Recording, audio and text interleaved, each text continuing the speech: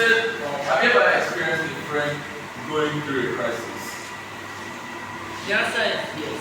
Anybody around us can be going through a crisis. We had a friend one time who, because of traumatic experiences, this friend lost his cousin to cancer. And because of this person experienced very apparent mood changes.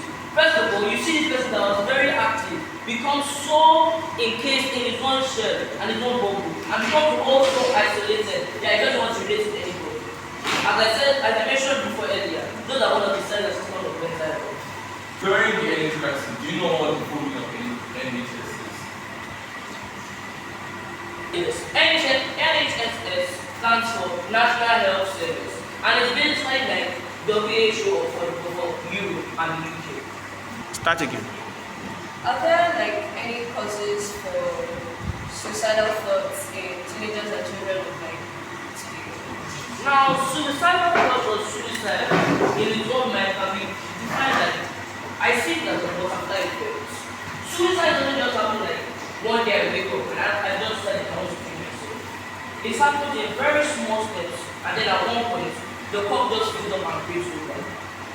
Let's just say I'm getting bullied in school. I'm getting cyberbullied. I'm failing in my grades. Nothing in my life is going great. And I just decide maybe I should just kill myself.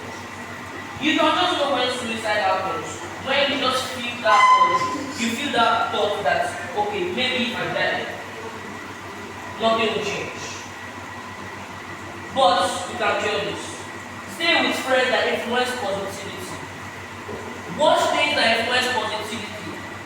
Be the positivity. And after all, be happy. Next question. Can anxiety lead to death, and how does anxiety start in life as teenagers? Anxiety doesn't normally lead to death like as natural, but it can probably lead to severe health issues like high blood pressure, unrest, and of course, suicide. Do you really think it's really helpful for a 70-year-old person to be having anxiety or fear of everyday items? How do you think it's going to influence the health of that old person? It's not going to go with it, right? Anxiety doesn't necessarily kill, but anxiety can have a great effect on the human body. Next question. How will COVID personally affect the mental health?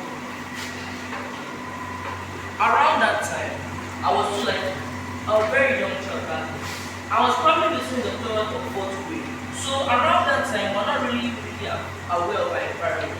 So I personally don't really remember or really know how COVID affected me.